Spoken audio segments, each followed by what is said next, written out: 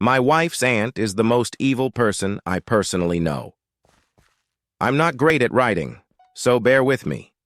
My wife had told me from the beginning that her mother's side of the family was rocky, especially her aunt. Let's call her Peggy for anonymity's sake. My wife has told me a lot about her family, but her aunt definitely takes the cake for the worst human not only in her family, but out of anyone I know and possibly human existence, if it were not for the fact she hasn't acquired more power. Little background on my wife's family: they are immigrants. Her father and mother are good people, and really are nothing like the mother's sister, Peggy. It's honestly hard to believe they are related. Peggy is married and has a 21-year-old daughter, a 19-20-year-old daughter, a 15-year-old daughter, I want to say a 11-13-year-old daughter, and two other younger kids who aren't relevant to this story. The oldest daughter is the nicest and one my wife likes and wishes she could have been given better circumstances.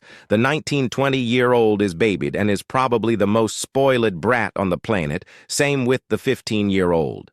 I don't remember much about the 11-13-year-old daughter, let's call her Cassie, but my wife seemed to get along with her at least a little bit. The 19-20-year-old, let's call her Jenny, and the 15-year-old, let's call her Maggie, are products and mirror reflections of their mother. You will see why in a bit. As for Peggy, I have made some bullet points as to some of the things she has done. Tried hiring the man who would take my wife's mother to work to rape her, so that my wife's father would leave her. Luckily, the man didn't want to do that. My wife's brother caught Peggy making out with my wife's father when he was passed out drunk.